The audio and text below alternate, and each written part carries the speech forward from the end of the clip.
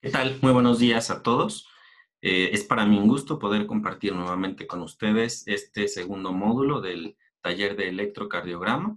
Espero se encuentren muy bien y que sigan estudiando desde casa.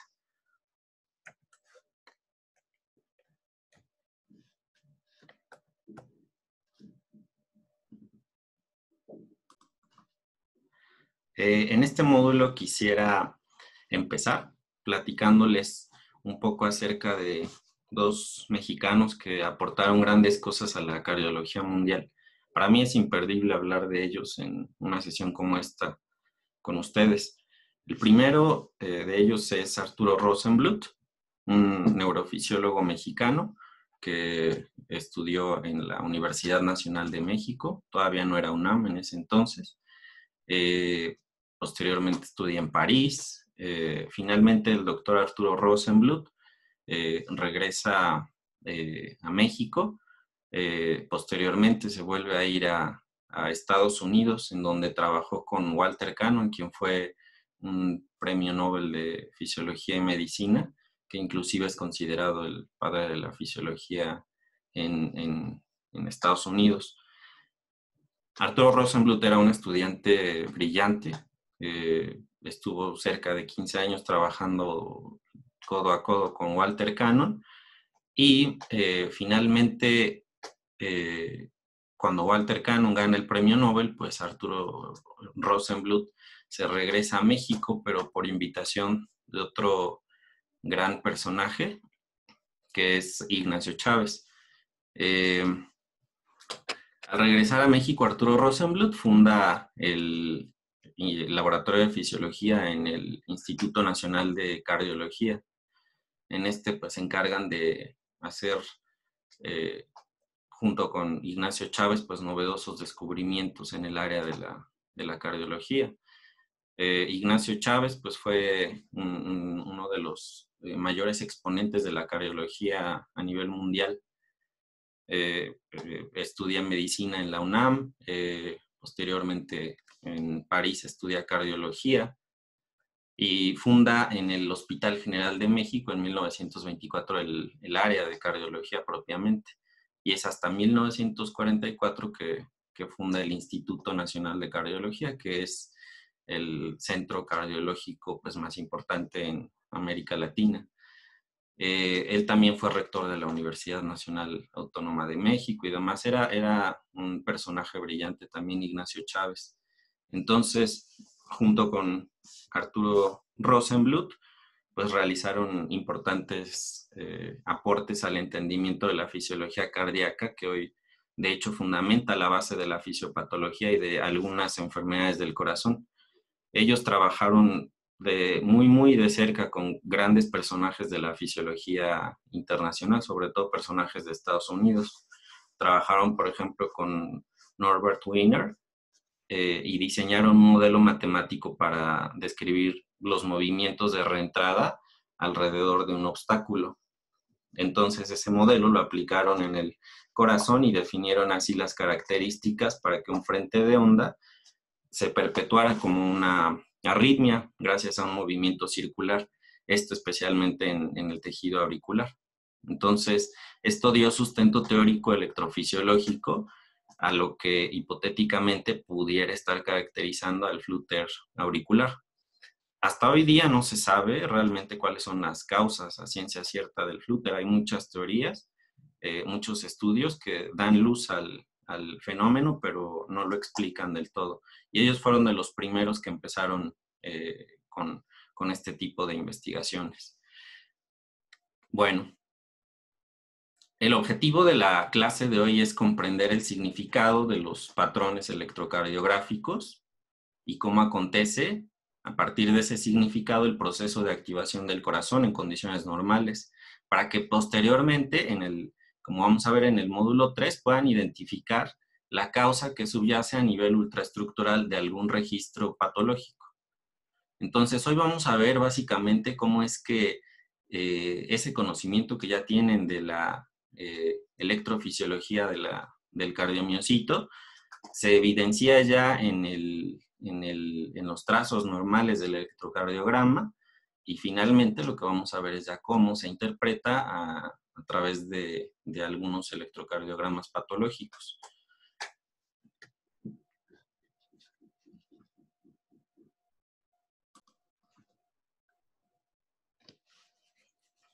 Los contenidos a desarrollar en esta clase van a ser las propiedades eléctricas de las células en reposo, pero ya no vamos a ver lo mismo que vimos en el primer curso, sino ahora cómo funciona como sin sitio eléctricamente el tejido cardíaco. Posteriormente, los fenómenos eléctricos durante la despolarización y la repolarización, el campo eléctrico de la fibra muscular y cómo se generan finalmente cada una de las ondas del electrocardiograma. Entonces, vamos a ver que el electrocardiograma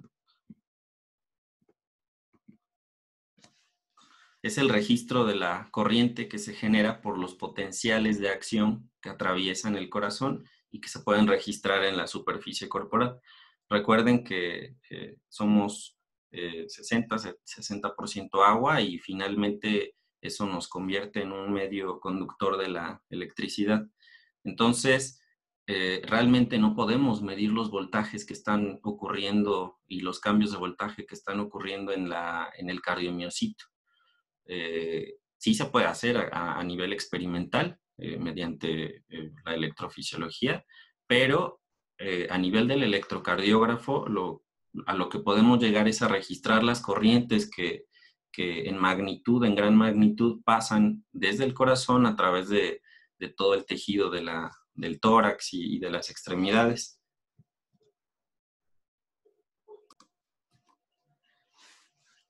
Entonces, todos esos potenciales de acción que ya vimos que se generan en las diferentes fases del ciclo cardíaco son los fenómenos eléctricos que van a poder ser medidos y registrados por el electrocardiógrafo. Este electrocardiógrafo, pues, lo que hace es medir básicamente el voltaje de las ondas y el tiempo de duración de las mismas.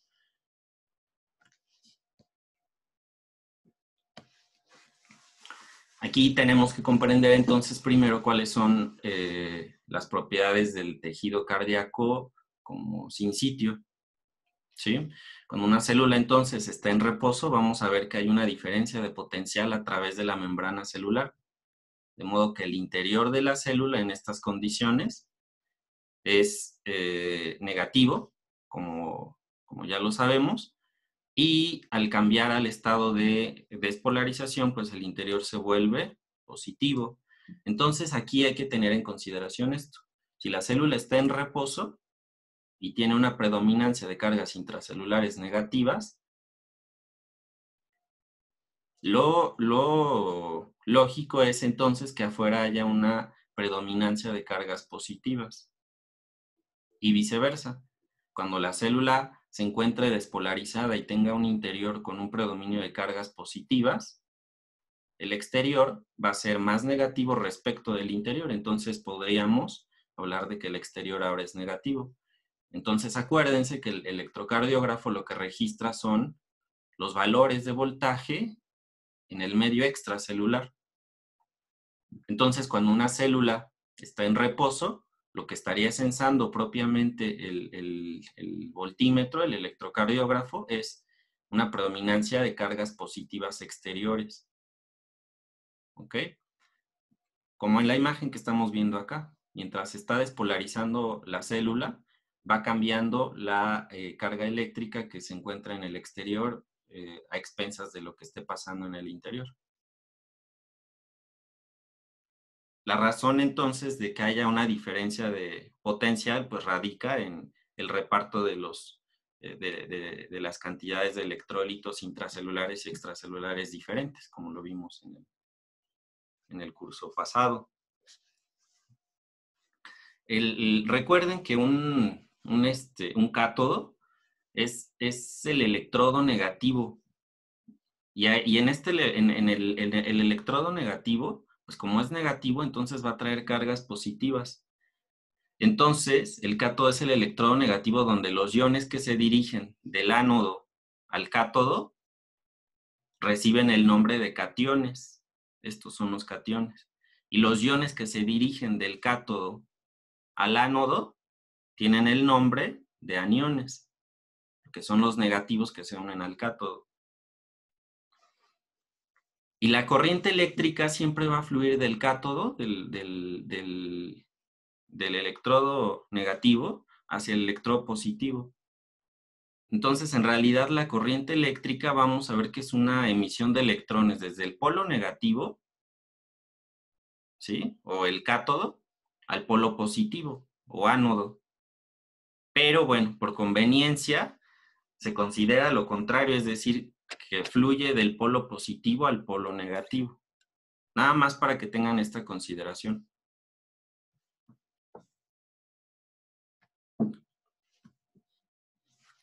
Este esquema es del Guyton de fisiología, es bastante ilustrativo de este fenómeno. Ejemplifica un potencial de acción transmembranal, es decir, cuando se coloca un electrodo en una célula o en un segmento de tejido.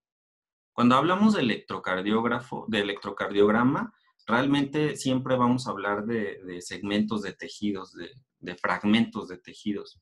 Aquí no podemos hablar de la medición de un voltaje unicelular.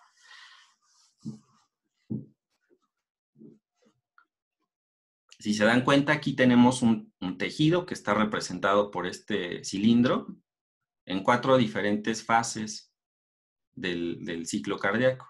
Entonces, este tejido inicialmente está en reposo, como lo tenemos acá. Está en reposo, predominancia de cargas negativas interiormente y predominancia de cargas positivas exteriormente. Tenemos un voltímetro que va a censar la diferencia de cargas entre 2 regiones. Y este voltímetro pues va a estar compuesto por un electrodo que va a censar, o un electrodo de comparación que va a ser el negativo, y el de registro propiamente que va a ser el electrodo positivo. Entonces, cuando la célula está en reposo, los 2 electrodos del voltímetro están posicionados en una zona en donde no hay diferencia de cargas. Entonces, cuando no hay diferencia de cargas, el voltímetro marca 0. Porque lo que mide el voltímetro es precisamente la magnitud de la diferencia de cargas entre 2 regiones. Entonces, al inicio de la despolarización, cuando empieza a meterse el sodio y las cargas positivas se van haciendo intracelulares, vean que se empieza a generar algo que se llama frente de onda. Este frente de onda no es más que un vector de despolarización que va a ir a generar una entrada de cargas positivas hasta las regiones más distales desde el lugar donde se origina. Entonces, justo cuando se está dando el fenómeno de despolarización, vamos a tener, hagan de cuenta que le pusimos pausa al fenómeno. El corazón se va a contraer, justo va a ser sístole. Pues yo justo cuando empieza a ser sístole, le pongo pausa. Y justo cuando le pongo pausa, pongo los 2 electrodos, uno en la base del corazón y otro en el ápice del corazón. Entonces, entre la base que ya está inicialmente despolarizada y el ápice que todavía está en reposo, va a haber una diferencia de cargas. Entonces, como el electrodo positivo está posicionado en la región distal, donde todavía en el exterior hay una predominancia de cargas positivas, pues lo que va a pasar es que el voltímetro va a marcar una deflexión hacia arriba, una deflexión positiva, ¿sí? Entonces, en el primer caso, en el inicio de la despolarización, hay una predominancia de cargas positivas todavía en las regiones que están polarizadas o en reposo, y ya hay una predominancia de cargas negativas en las regiones que ya fueron despolarizadas. Lo que sensa el voltímetro es lo que le marque el electrodo positivo, y como este todavía está en la positividad, va a marcar la deflexión hacia arriba. ¿Ok?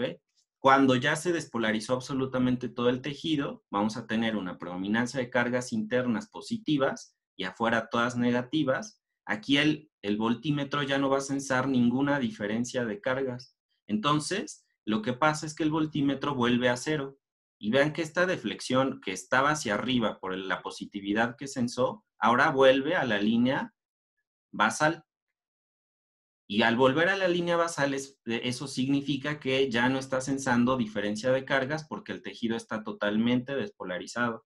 Aquí tengan cuidado, no interpreten esto como que se volvió negativa la onda, porque la negatividad es todo lo que está abajo de la línea isodifásica. Entonces, esta vuelta del trazo hacia la línea basal indica que ya no hay diferencia de cargas y que el voltímetro marca 0. Posteriormente, la célula inicia la repolarización y lo lógico es que siempre la repolarización inicie en el punto donde inicia la despolarización. Entonces, ahora vamos a tener un frente de onda, pero que va a estar transformando las cargas internas de las células en negativas nuevamente. Y justo le pongo pausa cuando empieza el fenómeno de repolarización. El corazón ya hizo sístole, ahora empieza a hacer diástole, y justo cuando empieza a hacer diástole, le pongo pausa, y ahí pongo los dos electrodos en dos regiones distantes.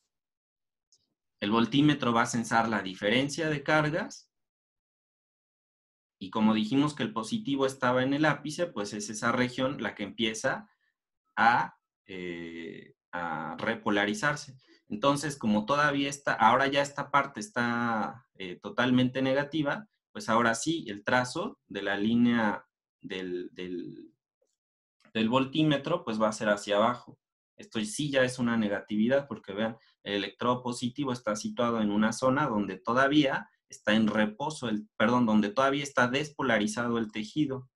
Y acá el tejido, en la base del corazón, por así decirlo, ya se repolarizó, ya está en reposo otra vez. Ahora, esto solo es un modelo teórico, hipotético, para entender primero el principio del fenómeno, porque saben que realmente la repolarización tiene una dirección inversa. Lo vamos a ver más adelante.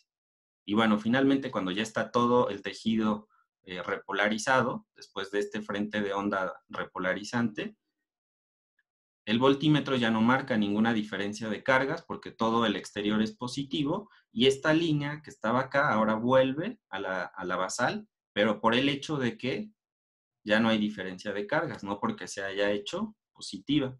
Entonces, este es el principio fundamental del electrocardiograma: censar cómo difunden las corrientes desde el exterior hacia el interior. Las corrientes iónicas cambian la polaridad del tejido, es censado como una diferencia de cargas por un voltímetro y traza cosas hacia arriba o cosas hacia abajo, o regresa a la línea basal.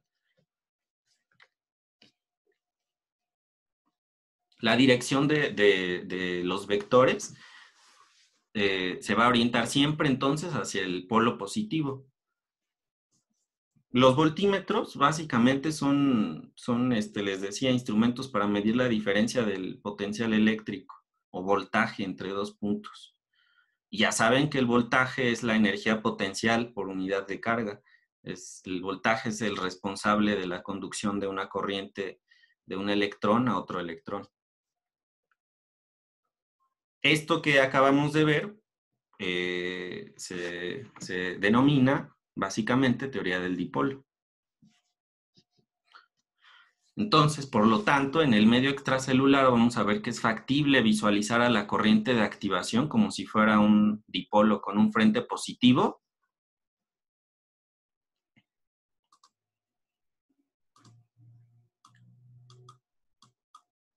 Con un frente positivo y una cola negativa.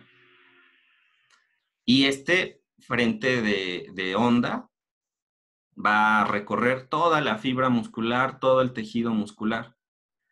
Entonces va creando un campo eléctrico en el medio conductor, y precisamente la electrocardiografía va a consistir en el registro de esas diferencias de potencial en dicho campo. O sea, la electrocardiografía no es el registro de los potenciales de acción intracelulares, sino el registro del campo eléctrico extracelular que se crea por la activación intracelular. Les digo, hoy día es factible medir los potenciales de acción intracelulares y estos trazos de las células que se hacen intracelulares, les digo, es en términos de investigación, se hacen corazones en tejido eh, experimental. Aquí sí se pueden medir las diferencias de carga y se denominan estos electrogramas.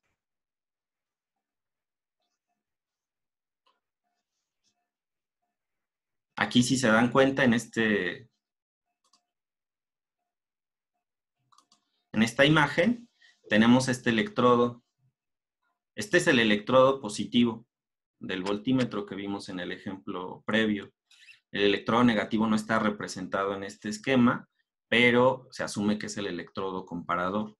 Entonces, vean, aquí el frente de onda va recorriendo, bueno, yo lo dibujé, pero esta célula está en reposo. Entonces, como está en reposo, todas las cargas externas son positivas y el electrodo positivo, que está comparando con uno negativo que está por acá, no está midiendo diferencia de cargas, entonces no traza nada, se queda en la línea basal.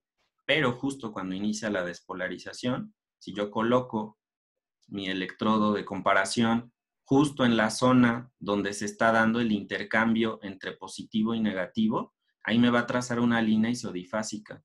Pero si lo pongo al final, donde todavía el tejido está positivo porque está en reposo, lo que va a trazar este electrodo es una deflexión positiva. Cuando ya está totalmente despolarizado el tejido, tampoco traza nada, por lo que ya saben. Y cuando el tejido empieza a repolarizarse, vean que ahora el electrodo de registro, el electrodo positivo, sensa negatividad exterior y entonces traza una deflexión hacia abajo. ¿Sí? En este esquema están representando particularmente la repolarización como un vector que va en contra de la despolarización. Son formas de representarlo porque también se puede representar en este sentido, solo que se le da un valor, se invierte en la polaridad de las cargas. En este caso, la cabeza tendría un valor negativo y la cola un voltaje positivo.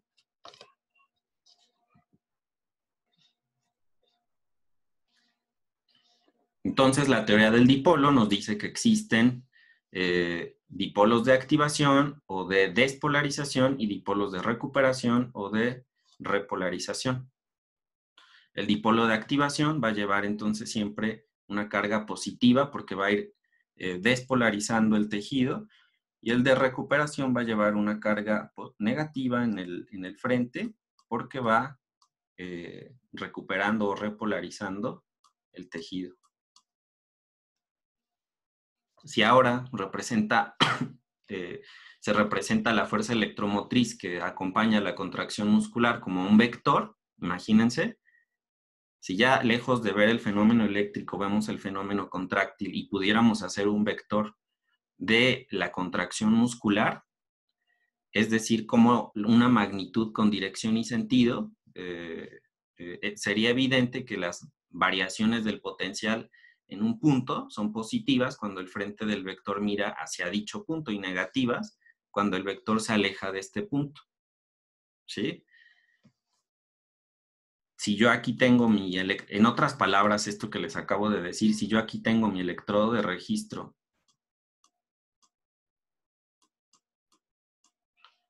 y este vector de despolarización se acerca a mi electrodo de registro, este siempre va a trazar una deflexión positiva.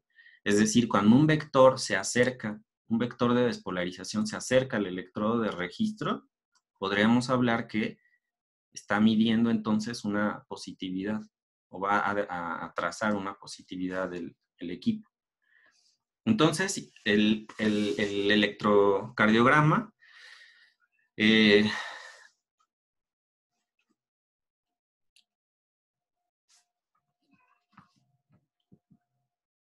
el electrocardiograma, pues no es más que la representación de las corrientes eléctricas que van pasando en una masa de tejido. podemos ser tan específicos como queramos. Si se imaginan, la verdad es que no se sabe cuántas células tiene el corazón. Yo lo he tratado de investigar muchas veces, pero no nos he hecho un estudio como tal. Es prácticamente imposible. Pero imagínense si fueran millones de células que constituyen el órgano, cada una de estas, cuando se despolariza, puede estar generando un vector de despolarización. Entonces, como el electrocardiógrafo lo que hace es medir la magnitud y el voltaje y el tiempo en que se despolariza ya sea un tejido o una célula, pues podríamos hacer electros tan particulares como de poquitos grupos celulares del corazón, o tomar grandes masas de tejido y medir y sumar los vectores, porque acuérdense que los vectores, una de sus elementos componentes son magnitud, dirección y sentido. Y si recuerdan por ahí sus clases de física, los vectores se pueden sumar. Entonces, vean, aquí en este esquema están representando toda la despolarización cardíaca en 4 vectores. Resumieron toda la despolarización cardíaca en 4 vectores. Y si yo estos 4 vectores los sumara, me daría el vector del eje cardíaco. ¿Sí? Pero yo puedo hacer una representación de un vector de la despolarización de esta zona nada más, y me daría un vector más o menos así, por ejemplo. O si yo quisiera hacer la despolarización de esta región septal, esta microrregión septal, sería un vector así más o menos. ¿Sí? Entonces, el estudio de la electrocardiografía se puede hacer tan fino o tan general como se requiera. Para términos clínicos, pues evidentemente ya están estandarizados los equipos y lo que miden pues son vectores generales de despolarización. No son tan particulares, pero en términos de investigación sí importa la especificidad con la que se midan los potenciales.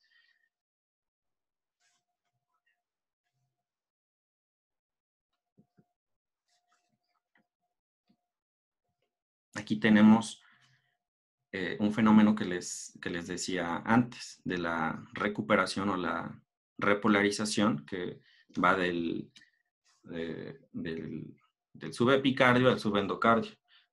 La dirección normal de la despolarización va de endocardio a epicardio. Y la repolarización va de epicardio a endocardio. Va al revés. O sea, la repolarización en el tejido cardíaco no ocurre en el mismo lugar donde ocurre la despolarización, sino al revés. Entonces, eso queda, ¿cómo se representa basados en la teoría del dipolo? Pues vean, inicialmente aquí vamos a tener una fase de reposo ventricular. Esta fase de reposo ventricular pues nos indica que la célula tiene una predominancia de cargas negativas adentro y cargas positivas afuera. Entonces, este es el electrodo, esta línea que no se ve bien, que ya marqué, es el electrodo de registro. En esta condición, el electrodo de registro, ustedes ya saben que no registra nada porque no hay diferencia de cargas, se queda en la línea basal. Pero justo cuando empieza la despolarización, vamos a tener una diferencia de cargas. Ya hay positividad interna y negatividad externa, y en la parte distal hay positividad externa y negatividad interna, porque esta región todavía no ha sido despolarizada. Entonces, lo que sensa este electrodo es una deflexión positiva. ¿Sí? En este tejido que está todo en reposo, vean que hay una predominancia de cargas positivas en absolutamente todo el grosor del tejido. Esto es una parte del ventrículo. Imagínense que es la pared. Esto es la pared del ventrículo izquierdo. ¿Sí? Y esto es el subepicardio, y esta región más interna es el subendocardio. Aquí está la luz de la cámara ventricular.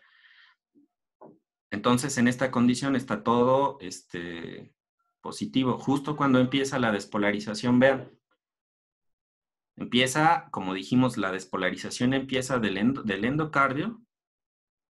Esto rosa es el frente de onda que va a ir recorriendo todo el espesor de la pared ventricular y conforme va recorriendo este frente de onda, pues va volviendo el exterior negativo, porque adentro las células se van a quedar positivas. Entonces aquí se está representando el vector en azul, esta flechita, y abajo se está representando la dirección del fenómeno. La dirección del fenómeno de despolarización va, la dirección que es esta flecha ondulada, va de endocardio a epicardio y la dirección del vector de despolarización también va de endocardio a epicardio. Pero, ¿qué está pasando mientras se está ya despolarizando todo el tejido cardíaco? Pues vean,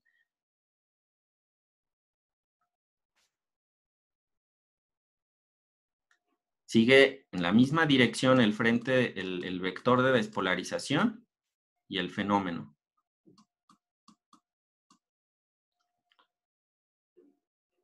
Hasta que se despolariza por completo el tejido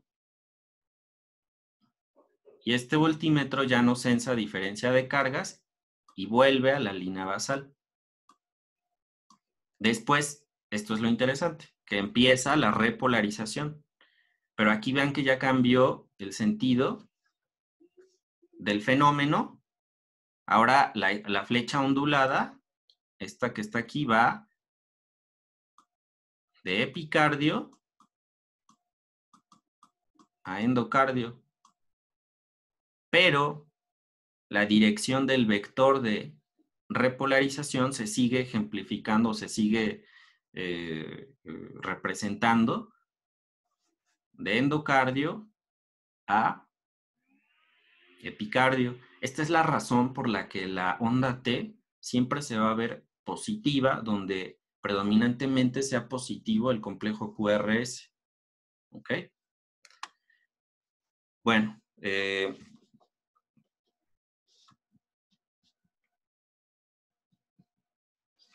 entonces el electrocardiograma es una magnitud escalar como lo es la temperatura o cualquier otra medición que hagamos, pero para interpretarlo y comprenderlo debe ser convertido en una magnitud vectorial, es decir, una magnitud que tenga dirección y sentido y que esté representada por un vector.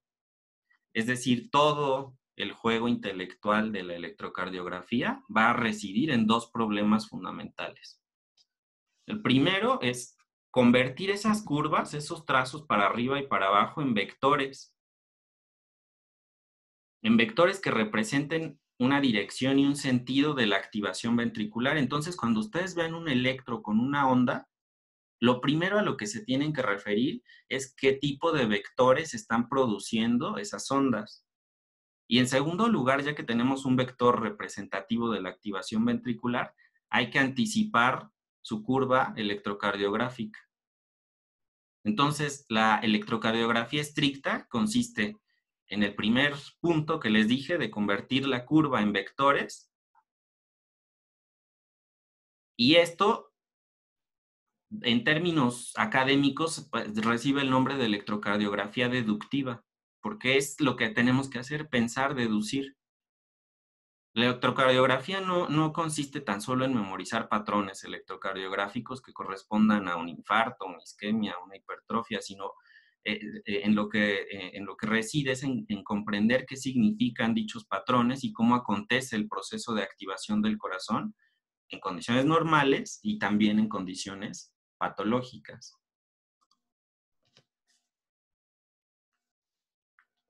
Entonces, ¿cómo se relaciona el potencial de acción con el electrocardiograma? Vamos a ver que el electrocardiograma está formado por ondas, segmentos, y cada onda y segmento representan un fenómeno del potencial de acción, ya sea de una célula auricular o una ventricular.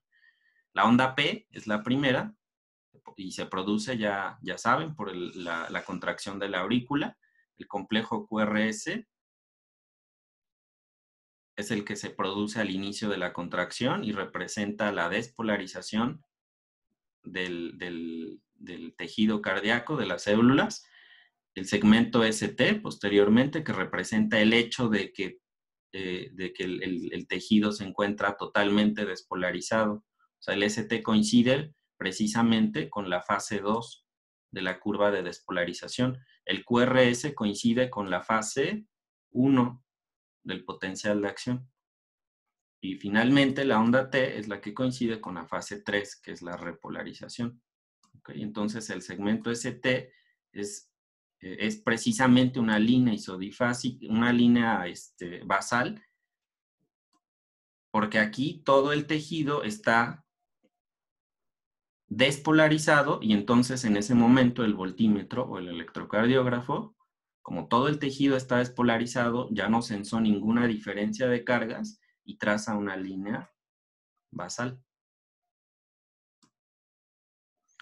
Recuerden que primero se da el fenómeno eléctrico y después el fenómeno mecánico. Primero se da la despolarización de la aurícula y justo cuando termina la onda P es que se contrae, se da el efecto contráctil a nivel del aparato contráctil. Después, primero se da el QRS, es decir, pasa todo el potencial, toda la corriente eléctrica por todos los ventrículos. Ya que están todos despolarizados, entonces empieza ahora sí propiamente la fase de contracción. Entonces la onda de repolarización auricular se da más o menos 200 milisegundos después de la de despolarización y la onda T se da más o menos, que dura más o menos 150 milisegundos. Es una onda que va a suceder al complejo QRS. Entonces, si ustedes se acuerdan, el potencial de acción de una célula cardíaca, de aquí, desde que empieza a despolarizarse hasta que se repolariza, mide más o menos de 250 a 350 milisegundos, que son básicamente los tiempos de duración de las ondas con los segmentos.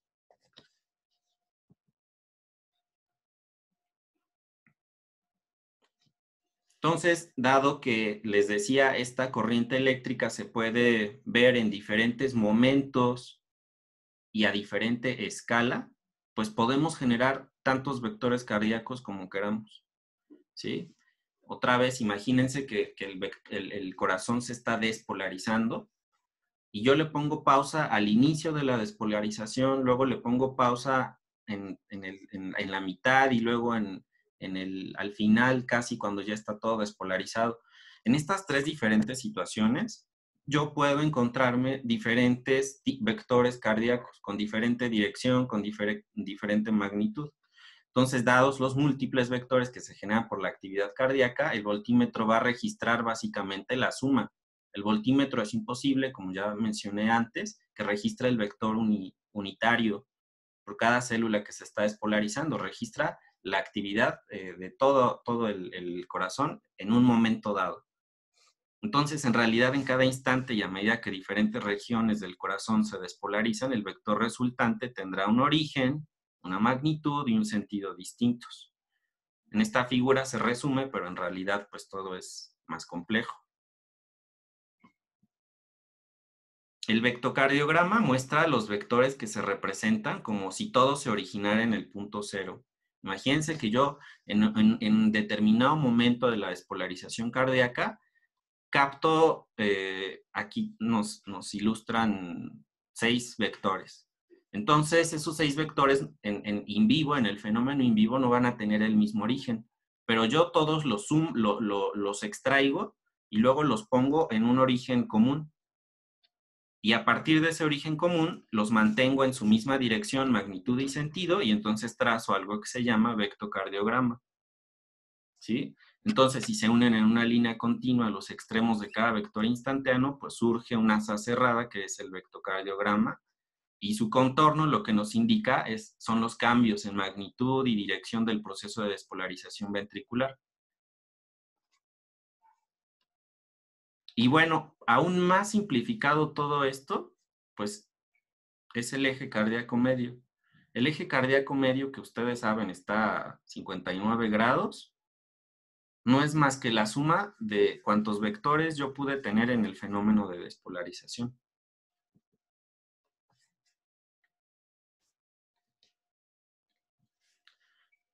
esto es otra forma de representar el fenómeno que vimos inicialmente con el voltímetro y los 4 estados de la célula. Aquí esto se trata de un sinsitio de tejido cardíaco, es decir, un pedazo de corazón, que iniciamos a despolarizarlo desde el centro. Acuérdense que estas cargas que estamos viendo en esta figura son las cargas externas. Entonces, esta zona roja, como tiene cargas externas negativas, yo asumo que adentro la célula está positiva. Y como está positiva, entonces esto rojo es la zona despolarizada.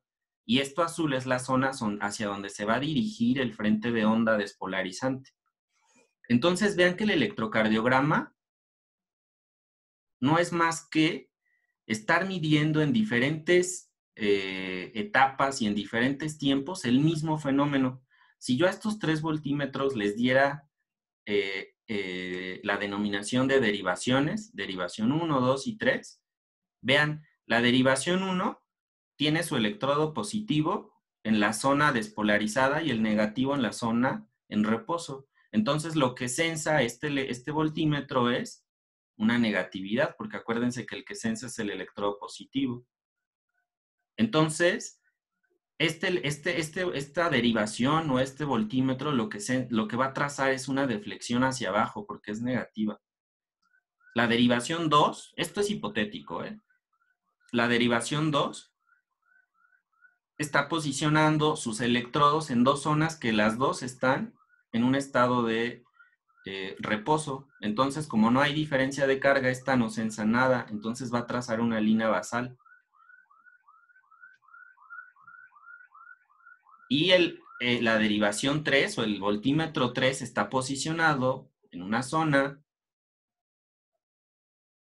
su electrodo negativo en una zona que está despolarizada y el positivo en una zona que está en reposo. Entonces, lo que va a sensar es una positividad. ¿Sí? Es lo mismo que hacen las derivaciones cardíacas. Ver el mismo fenómeno de despolarización y repolarización, pero desde diferente perspectiva. Y lo que tenemos que hacer nosotros es identificar, a ver, si yo vi que este voltímetro o esta derivación me sensó algo positivo, es porque entonces el frente de onda está dirigiéndose hacia la zona despolarizada.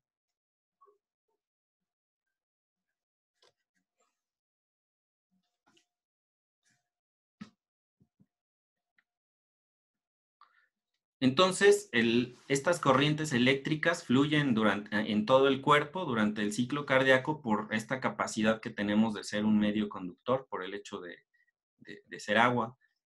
La despolarización, entonces, ya saben, causa electronegatividad en el exterior del tejido, es decir, en el medio intersticial. Y la corriente va a fluir desde la zona despolarizada hacia la zona polarizada, es regla. La primera zona de los ventrículos a la que llega el impulso siempre va a ser el tabique. Y vamos a ver que se realiza siempre un promedio algebraico de las líneas de flujo de corriente y así vamos a tener diferentes vectores de despolarización y todos, siempre que haya un fenómeno de despolarización, todos los vectores nos van a indicar electronegatividad en la base y electropositividad en la punta, en un corazón normal. Entonces, las aurículas y los ventrículos van a estar separados, ya saben, por el tabique, que es eléctricamente no conductor, y este impide que la corriente eléctrica pase a la zona de los ventrículos mientras se da la despolarización. O sea, el tabique mantiene ahí el potencial de acción, la corriente eléctrica, antes de que se despolarice, porque si no se diseminaría por todos los ventrículos y se contraerían de forma asincrónica. En un corazón normal, entonces, la única forma para que el impulso eléctrico pueda penetrar en la región de las fibras conductoras de los ventrículos es a través del nodo aurículo-ventricular. Entonces, después de que se estimule el nodo aurículo-ventricular, cuando el impulso llega a las de His, que ya saben, está en el septum, la corriente eléctrica, aquí,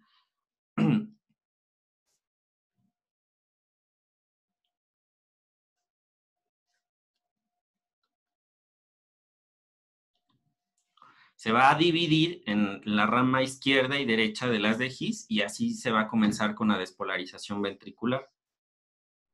Obviamente, la primera parte de la masa muscular ventricular en despolarizarse y también en contraerse es la del septum interventricular. Y lo hace siempre propagando esta contracción primero del lado izquierdo y luego hacia el lado derecho, como pueden ver en esta animación. Primero se despolariza la parte izquierda del septum y luego la parte derecha.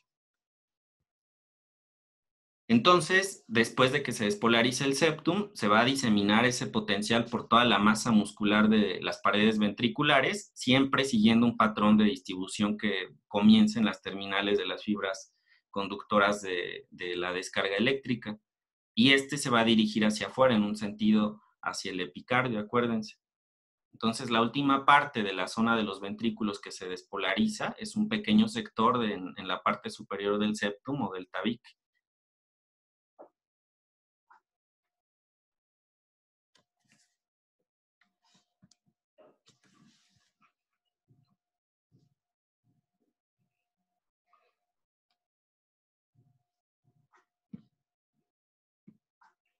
Luego, pues ya se da la repolarización.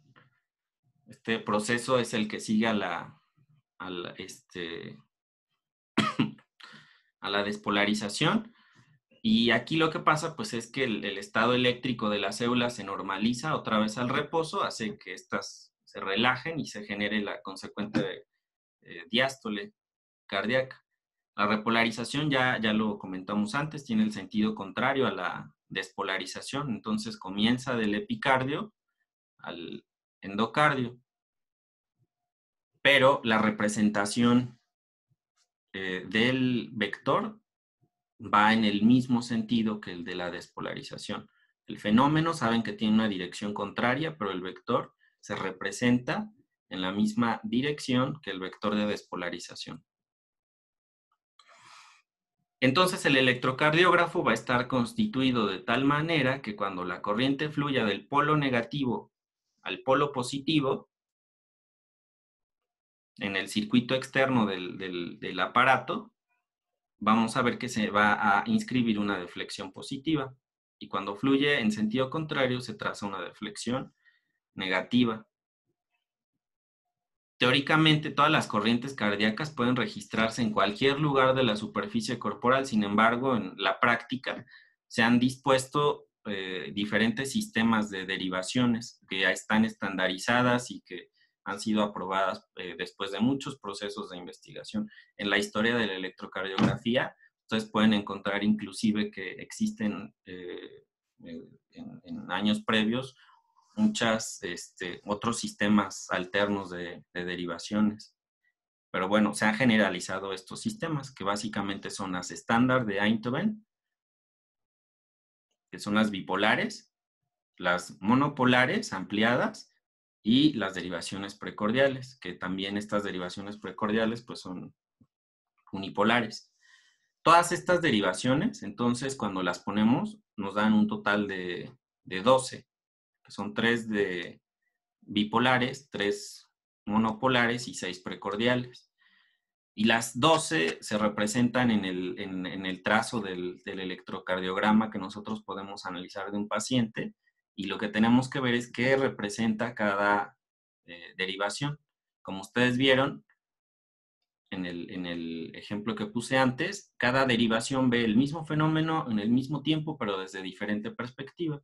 Así tenemos entonces que las derivaciones bipolares y las monopolares ven al corazón en un plano frontal, y las derivaciones precordiales, es decir, así, y las precordiales lo ven en un plano horizontal.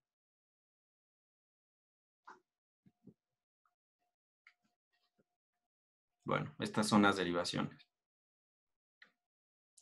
Las bipolares, vamos a ver que una derivación bipolar es aquella en la que los dos electrodos están colocados más o menos a la misma distancia del corazón y por tanto ambos tienen la misma importancia para determinar el trazo final. Las derivaciones monopolares se obtienen, por ejemplo, cuando un electrodo está próximo al corazón y el otro alejado en el medio conductor. En la electrocardiografía clínica, el electrodo explorador puede estar relativamente cerca o lejos del corazón, pero el electrodo indiferente, que está conectado a la central del terminal del electrocardiógrafo, ahí la corriente va a ser cero. Entonces, ahí sí realmente, aunque sean unipolares, las ampliadas, sí tienen un electrodo comparador, que es un electrodo indiferente. Las extremidades se van a utilizar pues como meras prolongaciones del campo eléctrico del tronco, entonces en realidad miden las diferencias de potencial que existen en el tronco en su unión con la extremidad. Como estos puntos están equidistantes más o menos del corazón, pues los tres ejes de las derivaciones estándar van a formar un triángulo equilátero en cuyo centro geométrico se posiciona el corazón y ahí se origina entonces el vector cardíaco. Ese triángulo, pues ya saben que se llama triángulo de Einthoven. Y bueno, cuando Einthoven creó esto, pues él dedujo que si se conocen los potenciales eléctricos de una derivación, de dos derivaciones, se puede determinar matemáticamente la tercera, sumando las dos primeras. Esto nos ayuda en algunas cuestiones para calcular el eje cardíaco. Lo vamos a ver después.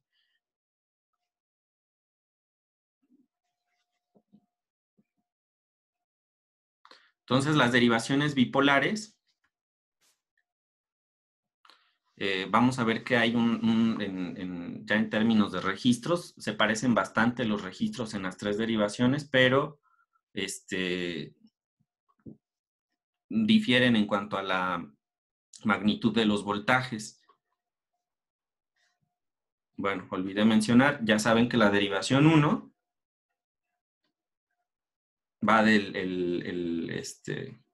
brazo derecho al brazo izquierdo, la derivación 2 va del brazo izquierdo a la pierna izquierda y la 3, perdón, esta es la 3, y la derivación 2 va del brazo derecho a la pierna izquierda. En el triángulo se colocan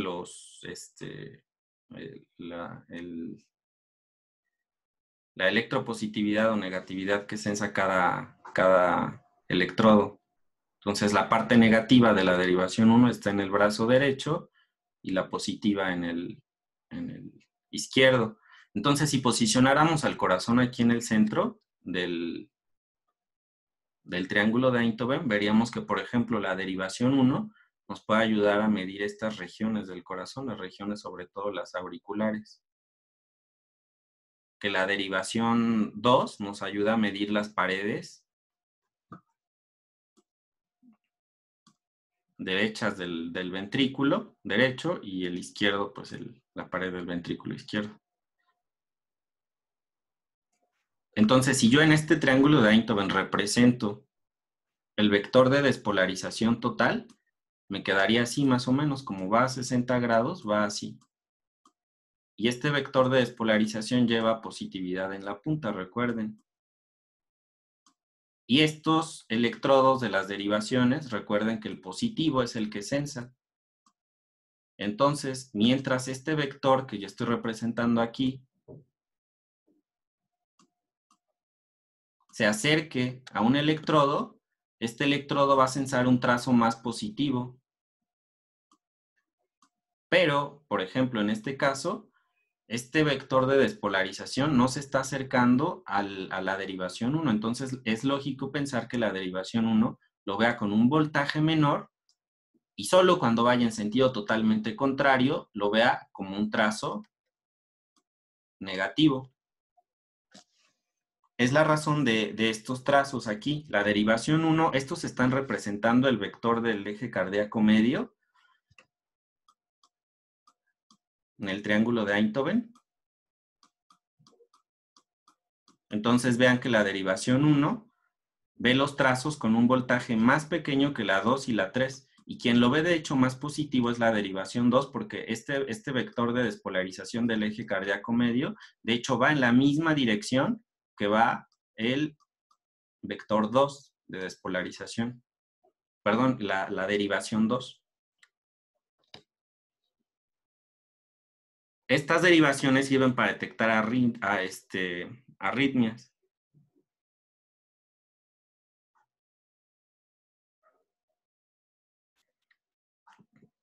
Luego tenemos las derivaciones unipolares, que estas registran el potencial absoluto en la zona donde se coloquen.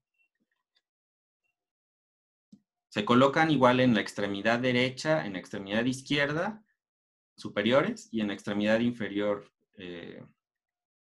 izquierda. Registran entonces el potencial de cargas que vayan fluyendo justo debajo de donde las coloquemos. Entonces estas no sé, si yo pongo el corazón aquí, esta solo censa esta región, por así decirlo, esta solo censa esta región y esta solo censa esta región. A diferencia de las bipolares que comparan entre una región más amplia, pero también son más inespecíficas las bipolares. Estas son más específicas de una zona en particular. El terminal negativo se conecta al electrocardiógrafo. Aunque son unipolares, realmente sí tienen dos polos. Se necesita un voltaje cero para comparar, entonces ese comparador es básicamente el otro electrodo. Todas tienen entonces el positivo justo en la zona donde los estamos colocando. ¿Ok?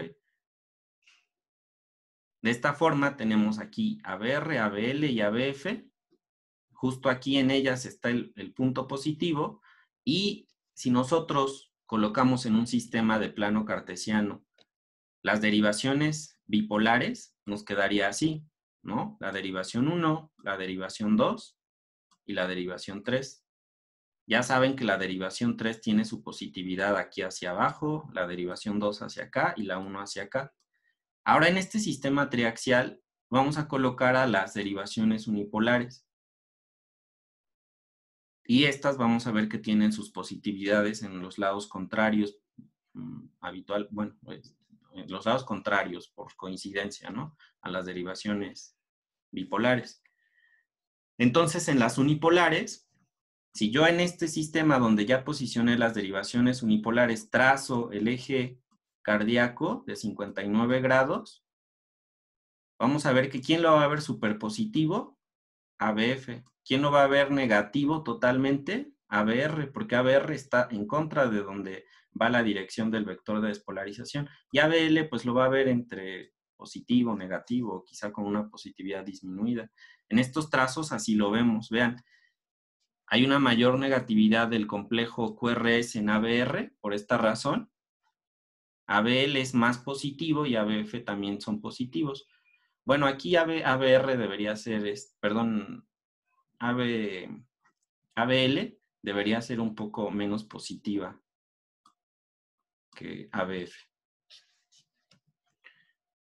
Entonces, esa es la razón por la que ABR es invertido, porque el vector de despolarización va en contra de la posición del vector de registro de la derivación unipolar ABR. Entonces, los 4 electrodos de las extremidades se dan como resultado de 6 derivaciones o registros de la actividad eléctrica del corazón en relación a un plano vertical que se denomina plano frontal. Son 6 derivaciones, las bipolares, D1, D2, D3, y ABR, ABL y ABF.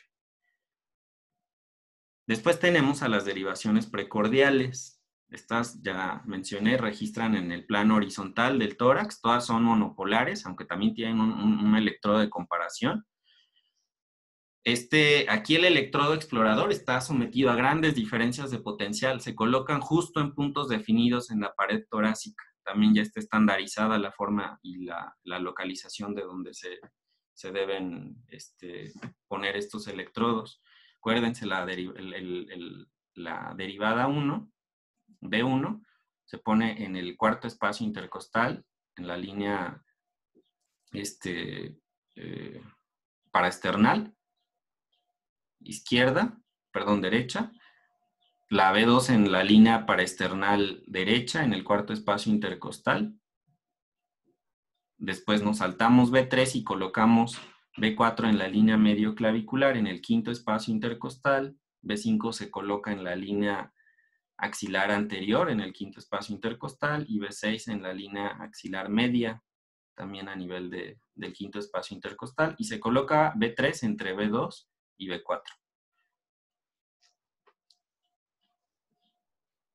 Entonces, aquí las derivaciones precordiales, sobre todo, por ejemplo, B1 y B2, lo que sensan son los fenómenos de despolarización del ventrículo derecho.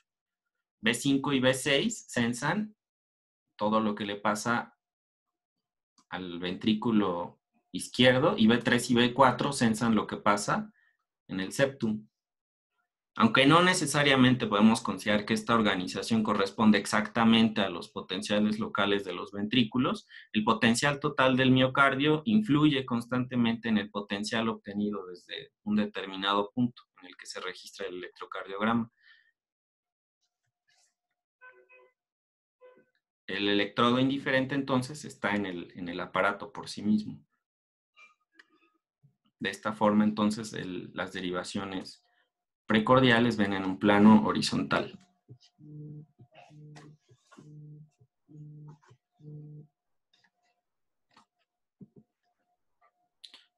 Y bueno, estos electrodos del electrocardiógrafo tienen colores ya preestablecidos.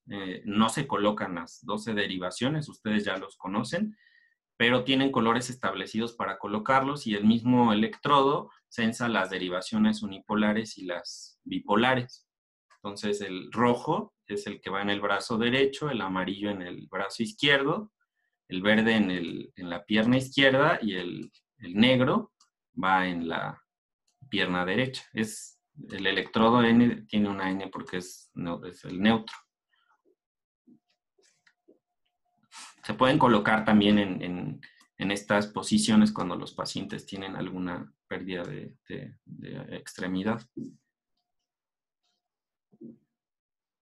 Entonces, cuando ya tomamos un electrocardiograma, los registros que nos da pues son de las 12 derivaciones. Tenemos las derivaciones bipolares, las derivaciones unipolares y las derivaciones precordiales. Habitualmente pues se toma una derivación 2 larga para determinar frecuencia o algunas anomalías de la conducción. Se toma D2 porque es, como ya vieron, la derivación que va más cerca y más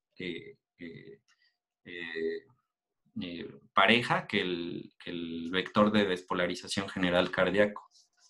Tienen más o menos la misma orientación. Entonces, ¿cómo se calibra el electrocardiograma? El papel y cómo se lee. Vamos a ver que en el eje horizontal, el electrocardiograma va a medir el tiempo, y en el eje vertical va a medir el voltaje. La calibración estándar del electrocardiograma es a una velocidad de 25 milímetros por segundo en el eje de tiempo y de 10 milímetros por milivoltio en el eje de voltaje. ¿Sí? Entonces, podemos modificar los dos tipos de calibración de forma independiente, tiempo y voltaje en el aparato. Nada más que hay que ver para qué lo queremos modificar. Entonces, cuando el electrocardiógrafo está calibrado a la velocidad y al voltaje estándar, vamos a ver que 25 milímetros por segundo y 10 milímetros por milivoltio, vamos a ver que cada cuadro pequeño, cada cuadrito pequeño, va a medir 0.04 segundos en tiempo, y en voltaje va a medir 0.1 milivoltios, o sea, 1 milímetro. ¿Sí? Un cuadro grande que involucra 5 cuadros pequeños mide entonces 0.2 segundos en tiempo, y en voltaje mide 0.5 milivoltios. Dos cuadros grandes nos dan 1 milivoltio, o sea, 1 centímetro, en términos medidos en el papel.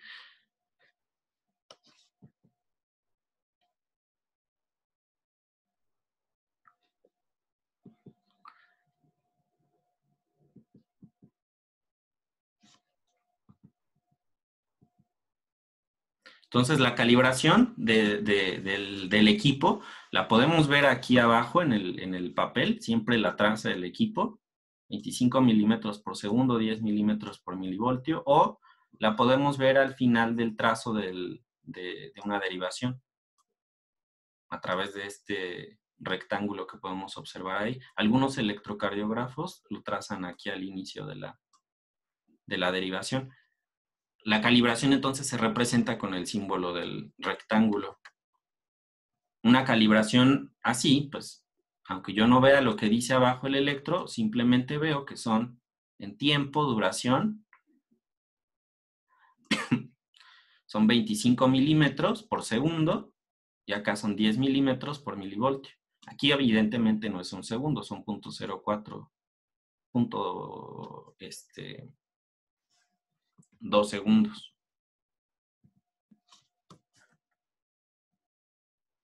Cuando yo tengo un electro que tiene ampliado el voltaje, pero vean, la duración del tiempo es el mismo, puedo decir entonces que este está calibrado a 25 milímetros por segundo, pero ahora tiene un voltaje de 20 milivoltios, 20 milímetros, perdón, por milivoltio. O sea, podemos ampliar el eje vertical si modificamos el voltaje de las ondas. Entonces se hacen aparecer en el electro al doble de su tamaño. Esta modificación se realiza, por ejemplo, para ver ondas que con la impresión normal no podríamos ver por su voltaje disminuido. Es como hacer un zoom a una fotografía. Por ejemplo, si tenemos ondas P con un voltaje muy bajo, al ampliar la calibración de voltaje las podríamos ver de forma más clara.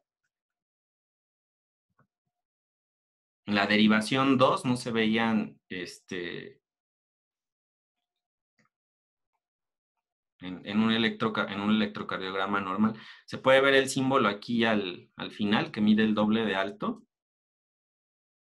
Además está acá inscrito en la parte inferior la velocidad y el tiempo. También podemos disminuir el voltaje, hacer lo contrario, hacer las ondas al doble de pequeñas. Si le cambiamos el voltaje a 5 milímetros por milivoltio. Esto porque en algunas ocasiones, sobre todo miocardiopatías o hipertrofias, las precordiales salen enormes, entonces se solapan con las derivaciones impresas y se dificulta la valoración correcta de las ondas de forma independiente. En este caso, entonces, el rectángulo estándar de 10 de alto por 5 de ancho va a ser solo de 5 de alto. Y finalmente hay otra variante a esto que nos permite realizar en algunos electrocardiógrafos. Podemos tener las precordiales con un voltaje y las de los miembros con otro voltaje, ¿sí? O sea, en un solo electro tener las precordiales a determinado voltaje y las unipolares y las bipolares a otro voltaje. El símbolo que se ve en esos casos es este. Es un rectángulo con un escalón. La primera parte son las derivaciones de los miembros y la segunda, estas son las precordiales. Aquí vemos, por ejemplo, que los miembros están a un voltaje normal de 10 y las precordiales a 5 milímetros por milivoltio, o sea, están reducidas a la mitad. También podemos modificar el tiempo en el eje horizontal. Así podremos ver, por ejemplo, cómo el electro imprime más despacio todos los trazos. Hace un zoom del tiempo, imprimiendo en un segundo 50 milímetros en vez de 25. Entonces aquí lo que se va a ver que son ondas al doble de su tamaño, pero no a lo alto como antes, sino a lo ancho. En este caso, entonces, el voltaje se queda igual a 10 milímetros por milivoltio, pero vemos que en el electrocardiograma aparecen 50 milímetros por segundo y el símbolo al final pues aparece de esta manera.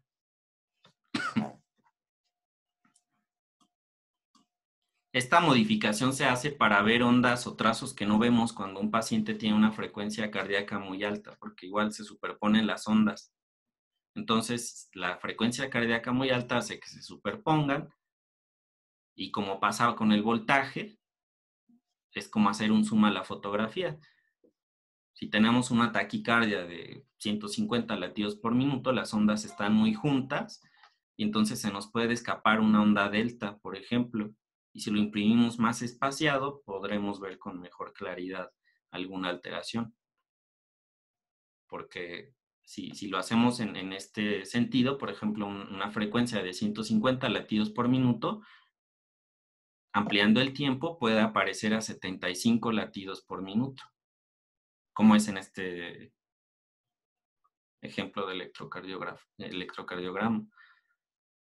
Entonces, aquí es muy importante que ustedes siempre revisen el papel del electrocardiograma para ver a qué calibración está el equipo. Siempre viene descrita o viene representada por los símbolos que ya vimos. Hay que modificar, hay que saber cómo modificar esos parámetros para poder tener una mejor interpretación de los trazos que no se vean con la calibración estándar.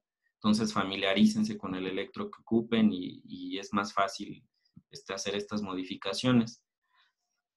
Siempre que después de usar el electrocardiógrafo hay que volver a ponerlo a la calibración estándar porque pues esto puede ocasionar algunos problemas en alguien que no revise, que esté bien calibrado, que pueda ser se puede pensar que los pacientes tienen hipertrofia, que tienen algunos fenómenos patológicos.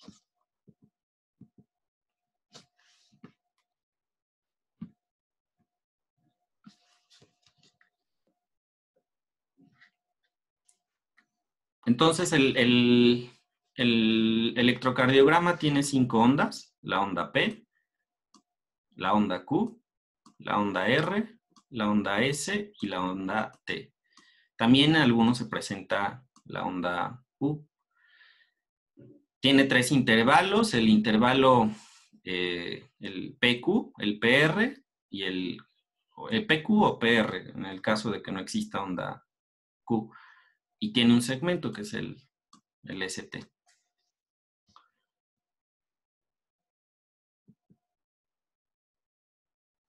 Vamos a ver algunas características particulares de cada onda. La onda P entonces es la primera deflexión positiva del electrocardiograma. Inicia por la despolarización de las células nodales y nos indica actividad auricular.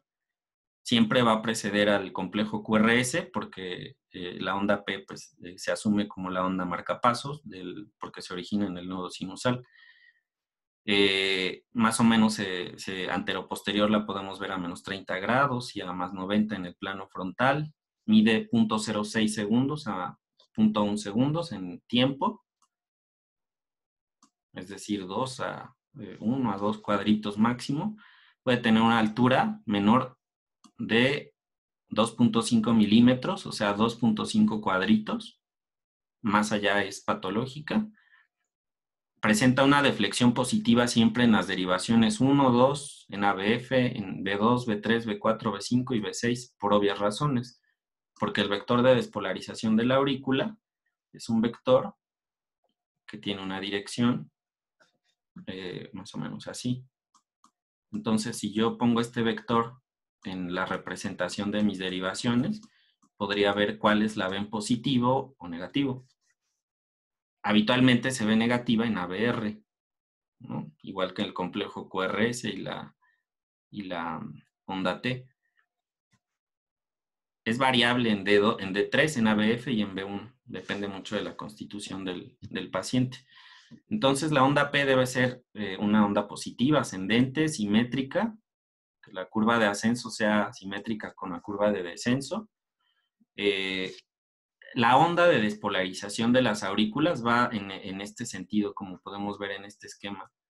La de la aurícula derecha va así y la de la izquierda se propaga de derecha a izquierda, precisamente, por el haz interauricular. Entonces, esto hace que la representación de la onda T tenga pues, 2 componentes: el componente de despolarización de la aurícula derecha y el componente de despolarización de la aurícula izquierda. Entonces, aquí es cuando las vemos ya sumados los 2 componentes, si se dan cuenta. Aquí los desagregamos.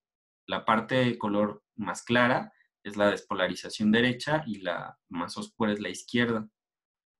Entonces, básicamente, la fase de descenso de la onda P corresponde a la propagación de la despolarización auricular izquierda. En el electro a veces aparece una onda U, que es esta, después de la onda T, y esa onda U pues indica la repolarización tardía del sistema de Purkinje o los músculos papilares, como son las regiones más distales de todo el tejido a donde va a llegar el fenómeno de despolarización y repolarización. Pueden generarse estos complejos. El complejo QRS es el que representa la despolarización ventricular. Tiene una duración de 0.08 a 0.1 segundos. Puede ser positivo, negativo, isodifásico. La primera onda negativa que aparece en el complejo QRS es la onda Q. Aquí en este ejemplo no se ve. Pero la primera positiva del QRS es la R precisamente. Y la segunda onda negativa es la onda S. Cualquier onda totalmente negativa se puede llamar, por ejemplo, QS, cuando no hay una deflexión positiva. Cuando solo es negatividad es un QS y pues a veces es, o la mayor parte de los casos, pues es una necrosis. Los componentes del QRS también se pueden dar de acuerdo se pueden denominar de acuerdo al voltaje de las ondas. Por ejemplo, esta Q con una R grande se pone así. O el QS cuando solo es negativa. El QRS cuando tenemos una Q muy grande, con una R grande y una S pequeña. Una RS, R mayúscula porque el complejo R es muy positivo y S es negativo sin Q. Un RS cuando hay una onda S profunda. Una regla general rápida a tener en cuenta es que en corazones que funcionan normalmente, como las señales de despolarización y repolarización siempre se mueven en sentido contrario, en las derivaciones en donde la onda R sea negativa, la onda T también va a ser negativa. Y mientras que en las derivaciones en las que la onda R sea positiva, la onda T también va a ser positiva. Entonces, las ondas R y T de una derivación cualquiera suelen ser concordantes. Siempre, bueno, va a haber excepciones a esta regla, incluso en corazones sanos que no se cumplen por distintas razones estos preceptos. Es necesario aquí también aclarar algo sobre la nomenclatura, ¿no?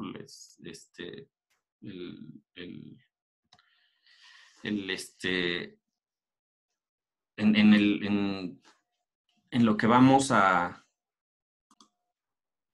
tener en consideración este esquema.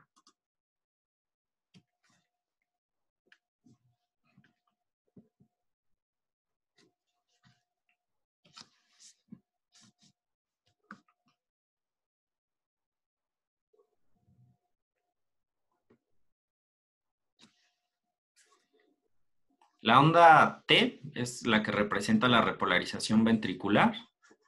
Debe ser una onda simétrica de una altura en condiciones normales a la mitad de la onda R. Aquí es necesario hacer notar que las ondas T normales tienden a tener casi siempre la mitad del voltaje de la R. Pero bueno, también hay sus excepciones. La duración es más o menos de 0.15 segundos, que es lo que dura la repolarización de la célula ventricular.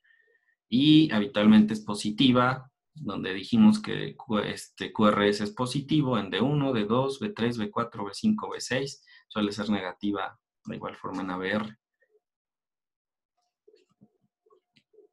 Observando este electrocardiograma pueden notar la concordancia en todas las derivaciones entre las ondas T y los complejos QRS.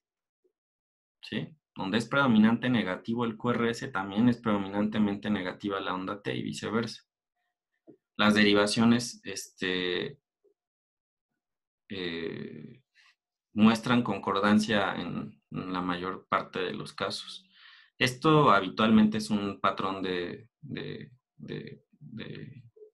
en pacientes jóvenes, sobre todo.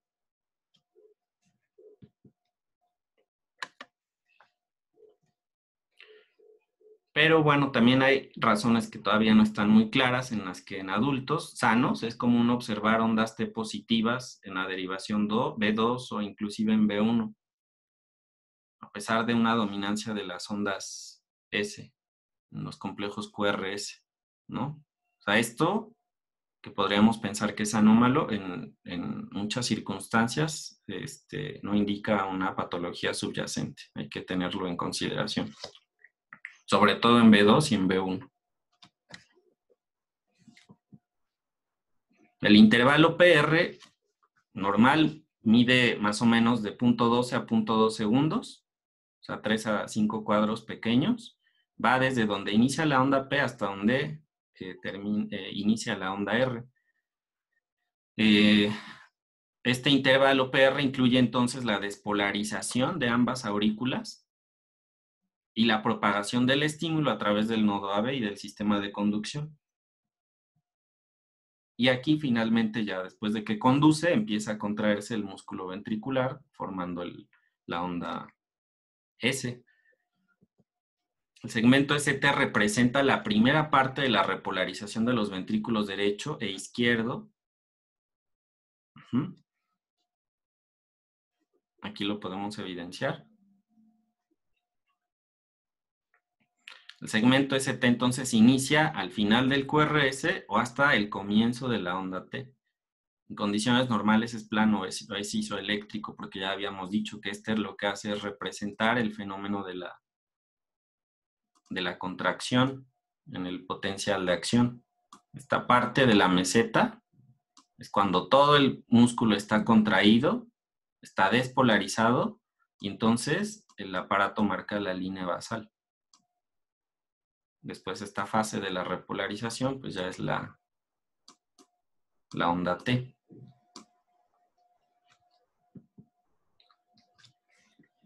El intervalo QT representa el tiempo entre que comienza la despolarización ventricular, o sea, el inicio de la onda R, y el final de su repolarización, o sea, el final de la onda T.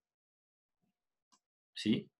Es el periodo refractario de los ventrículos, es el tiempo del comienzo de la Q al final de la T. Dura más o menos de 0.38 a 0.44 segundos y varía de acuerdo a la frecuencia cardíaca. ¿Sí?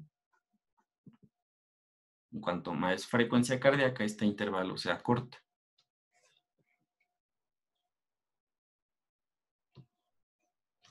Todas estas derivaciones que colocamos en el sistema triaxial y hexaxial se denominan, cuando los colocamos en el hexaxial, se denomina esto el doble trieje de Bailey.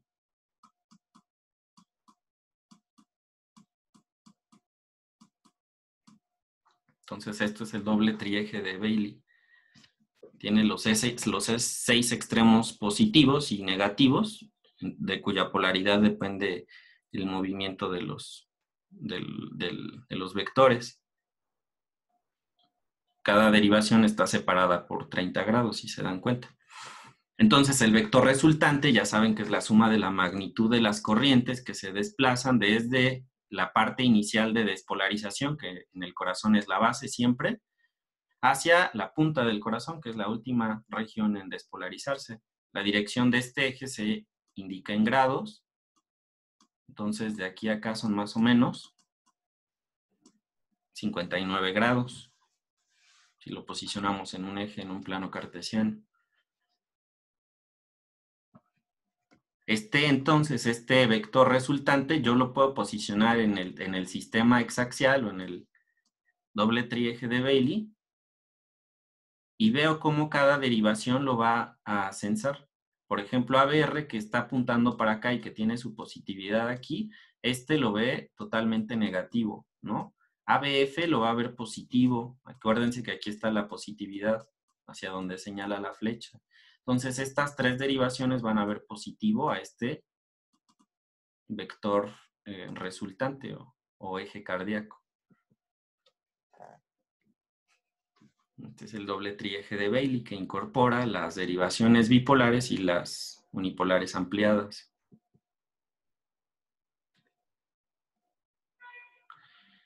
Entonces, ¿cómo hacemos el análisis de los vectores para representar los trazos del electrocardiograma?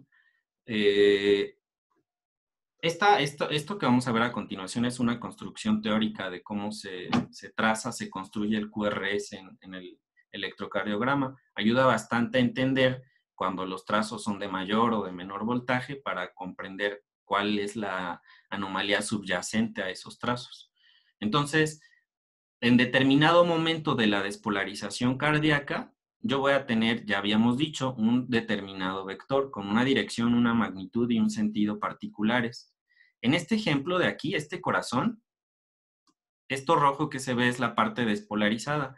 Entonces, se está despolarizando este corazón y le pusimos pausa antes de que se despolarice por completo.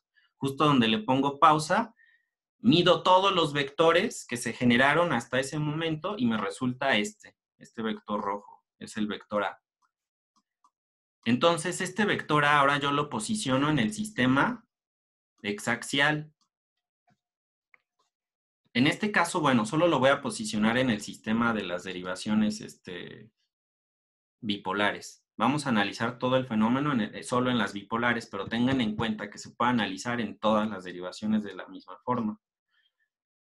Este vector A entonces lo posiciono aquí en el sistema triaxial de las derivaciones bipolares y trazo algo que se llama vector proyectado, que el vector proyectado es un vector que va a tener un origen igual al del vector trazado, pero trazando una línea que cruce el eje de la derivación a donde yo lo quiero ver, se genera entonces un vector proyectado.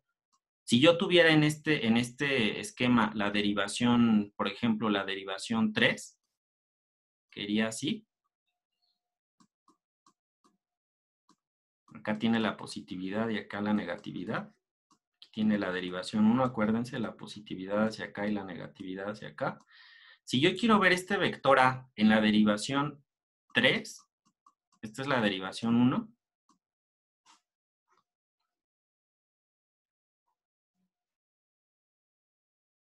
lo que tengo que hacer es trazar entonces una línea perpendicular a D2, a D3, perdón, que me daría por resultado esta línea punteada, ¿no? Entonces, justo donde cruzan, aquí trazo mi vector proyectado, que es un vector muy pequeño, pero es positivo, porque cae todavía en la positividad de la derivación 3. Entonces, este es mi vector proyectado en la derivación 3 y este es mi vector proyectado en la derivación 2. ¿Sí? Si dejo avanzar esta despolarización de mi corazón y ahora se despolariza principalmente en la pared del ventrículo izquierdo, le pongo pausa, sumo los vectores, me va a dar este vector. Esto evidentemente nosotros no lo podemos hacer en la práctica. Esto lo hace el aparato, ¿no? Podemos hacer nada más el cálculo del eje, pero cuando ya conocemos los voltajes totales de los trazos. Bueno, en un momento determinado, igual lo trazamos en la derivación 1, trazamos su vector proyectado, ¿y qué nos dice?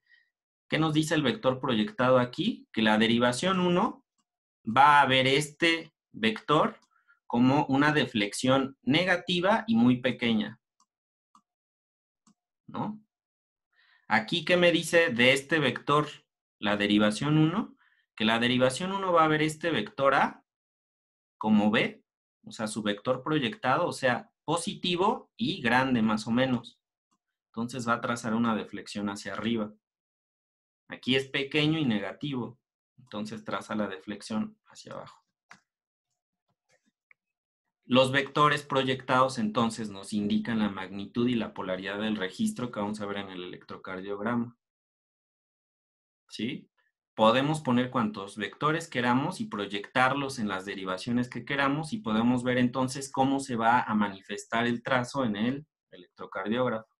De este vector D, por ejemplo, este vector A es el vector medido en el corazón. Quiero ver cómo se vea en la derivación 1, en la derivación 2 y en la derivación 3. El vector A en la derivación 1 se va a ver grande y positivo. El vector A en la derivación 2 se va a ver más grande y también positivo. Y el vector A en la derivación 3 se va a ver pequeño y positivo. ¿Sí?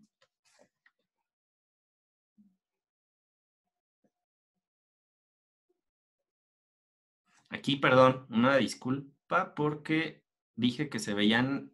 Ah, no, sí está bien. Aquí se ve positivo. Me equivoqué.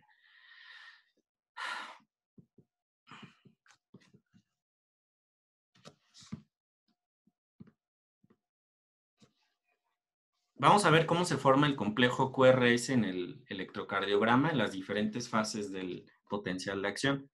Entonces, la primera región en despolarizarse, ya saben, es la superficie endocárdica izquierda del tabique, luego las dos superficies endocárdicas, izquierda y derecha, luego la endocárdica de los dos ventrículos, y después ya la parte externa del corazón, el subendocardio, el subepicardio.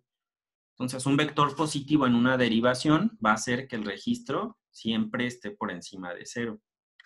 ¿Ok? Acuérdense de eso.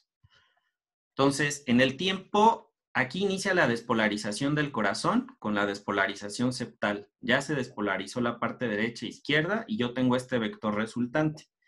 ¿Cómo proyecto este vector resultante acá? En D1 lo voy a ver pequeño y positivo, en D2 lo voy a ver grande y positivo, y en D3 lo voy a ver también positivo, menos grande que en D2, pero también positivo. Entonces, vean, en D1 ya pequeño, pero positivo, D2 el más positivo y D3 positivo también. Este es el vector entonces de la despolarización septal. ¿Qué significa esto? Si se dan cuenta, aquí estamos construyendo la R del electrocardiograma. Aquí va a estar el complejo QRS. Vamos construyendo apenas la parte ascendente de la onda R. Y si yo les preguntara qué significa la parte ascendente de la onda R, pues me tendrían que decir que es la despolarización septal. Cuando dejamos avanzar esta despolarización a un tiempo de 0.02 segundos, ya tenemos todo el septum despolarizado y parte de las paredes ventriculares. Aquí el vector ya es largo porque se ha despolarizado más masa cardíaca y los voltajes pues aumentan evidentemente. Entonces este vector ahora otra vez lo represento en el sistema triaxial. ¿Cómo ve este vector D1? Con su proyectado lo ve positivo, entonces voy sumando lo que había puesto acá. Acá estaba en el primer punto, pero ahora como creció el vector en positividad, sube. En D2 sube más. Y en D3 también sube un poco más porque es positivo. ¿Ok? Luego, cuando avanzamos a 0.035 segundos del inicio de la despolarización, pues ya como ya casi todo el corazón está despolarizado, aquí, el vector se hace más pequeño que como lo habíamos visto acá. Ya queda poquito tejido por despolarizar, entonces el vector se hace más pequeño. ¿Y qué va pasando? Pues ahora si represento otra vez en el sistema triaxial con su vector proyectado, empiezo a ver cómo lo ven mis derivaciones y vean que ahora lo empiezan a ver todas con menor voltaje. Es positivo todavía, pero con menor voltaje. Entonces lo que empieza a hacer esta curva es ahora a bajar. A bajar. Hasta que ya casi a 0.05 segundos de inicio de la despolarización cardíaca, el vector cardíaco ahora solo señala a la región basal del ventrículo izquierdo, que es la última región, de hecho, en despolarizarse siempre. Entonces, esta región, que es la última en despolarizarse, por el hecho del grosor del ventrículo derecho, este grosor del ventrículo derecho hace que se tarde más tiempo en pasar y en atravesar el vector de despolarización. Lo que hace es mover este vector hacia acá, porque acuérdense, este es el de despolarización, y este le encanta irse hacia las zonas que todavía están en reposo, o sea, esta. Entonces, al final, ya que todo está despolarizado y solo falta esto, este vector de despolarización necesariamente tiene que apuntar hacia acá. Y ahora ya pasándolo al sistema triaxial y haciendo sus vectores proyectados, vamos a ver que ahora sí cae en regiones negativas de cada una de las derivaciones. Por lo tanto, el trazo ahora sí va abajo de la línea basal. Y es aquí entonces en donde se está formando la onda S. ¿Qué es la onda S entonces? Pues es el vector de despolarización de la base del ventrículo. Acuérdense que bueno, ahorita que hablemos de la repolarización.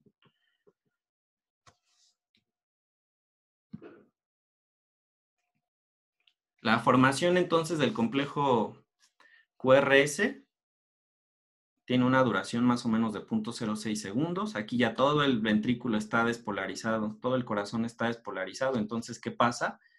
Ya cuando todo es, aquí nos quedamos en que todavía estaba parte en reposo. Aquí como ya todo está despolarizado, desaparecen los vectores de despolarización. ¿Y qué pasa? El voltímetro del electrocardiógrafo marca 0 y vuelve a la línea basal. Entonces la parte ascendente de la onda S, lo que significa es que toda la masa ventricular está despolarizada, ¿sí? Aquí ya no hay flujo de corriente, entonces no se genera ningún potencial y todo se hace 0. Aquí la pregunta es, solo vimos cómo se forma la onda R y la S. Quiero que ustedes deduzcan cómo se forma la onda Q. ¿Qué es lo que podría estar formando la onda Q? Si sabemos que es una deflexión para abajo, entonces, ¿para dónde debe estar apuntando el vector de la onda Q?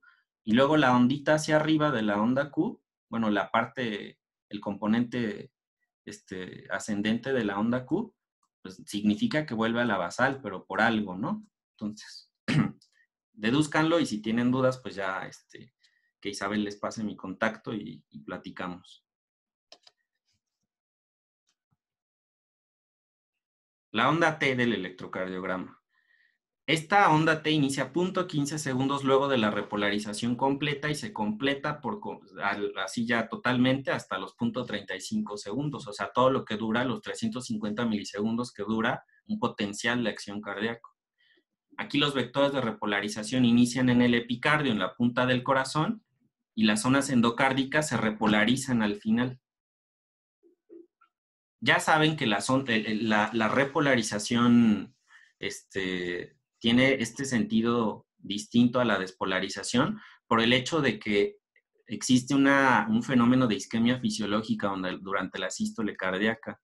Entonces, cuando el corazón está en sístole, es muy complicado para las células hacer ese intercambio iónico, porque acuérdense que los canales finalmente son sensibles a estímulos químicos, eléctricos o mecánicos.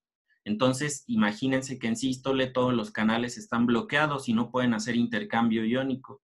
Entonces, en ese momento, no pueden, las células endocárdicas, sobre todo, que son las que más se contraen, las células subepicárdicas casi no se contraen, o sea, no sufren un compactamiento tanto como las células endocárdicas. Entonces, por eso estas sí se pueden recuperar más rápido después de la despolarización y por eso ahí inicia este fenómeno de repolarización.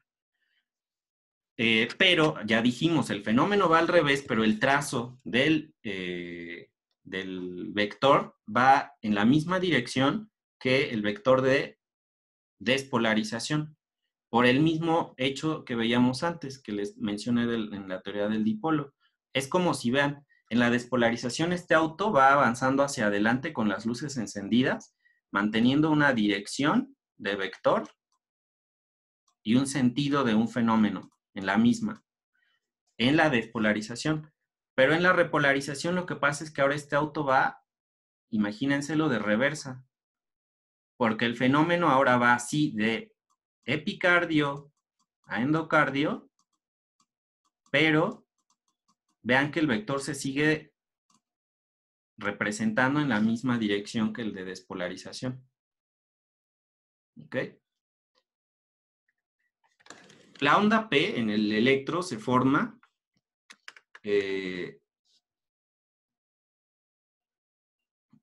bueno, ya lo habíamos visto, ¿no? Que era la onda P auricular, pero aquí lo que quería mencionar es la formación de la onda T auricular. Realmente sí existe una onda de repolarización ventricular y aquí la onda de repolarización ventricular sí va en una dirección opuesta al vector de despolarización. O sea, el vector de repolarización sí va opuesto aquí en las aurículas. Entonces, si pudiéramos ver la onda T de las aurículas, la onda T se vería negativa en donde P se ve positiva. Normalmente Es negativa en las derivaciones bipolares, sobre todo. Bueno, esto del vectocardiograma también ya lo habíamos comprendido, pero aquí nada más es para evidenciar que pues vemos la dirección preponderante de los vectores durante la despolarización, que es casi todos hacia la punta del corazón.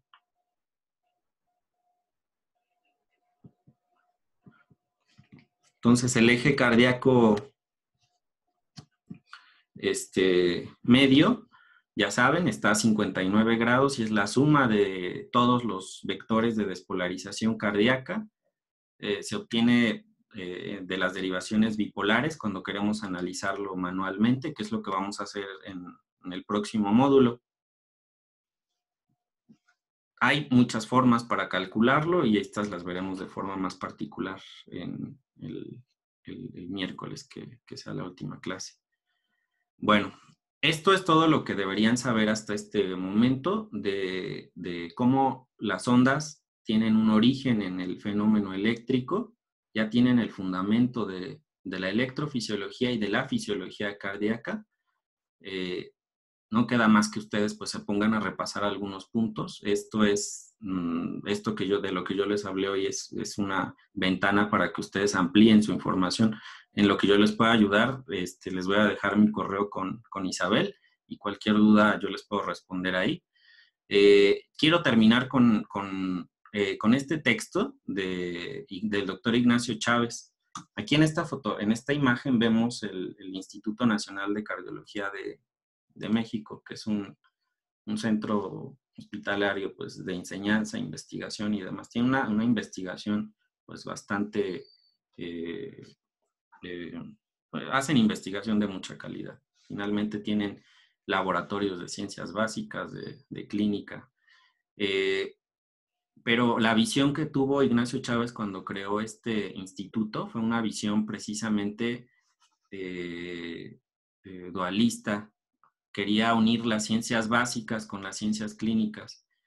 Imagínense, desde 1944, cuando lo creó, se dio cuenta de esta disrupción que hay y que persiste hoy en nuestros días. Los clínicos dicen que los básicos no saben y los básicos dicen que los clínicos no saben nada de ciencia. Y pues en cierta forma algunos tienen razón, ¿no? Y el punto es que el médico a veces se dedica tanto a la clínica y el tiempo pues es absorbente que deja poco para conocer más a profundidad de estos fenómenos. Por eso yo quise orientar este curso así, mucho de ciencia básica al principio, porque es el fundamento para que comprendan la clínica.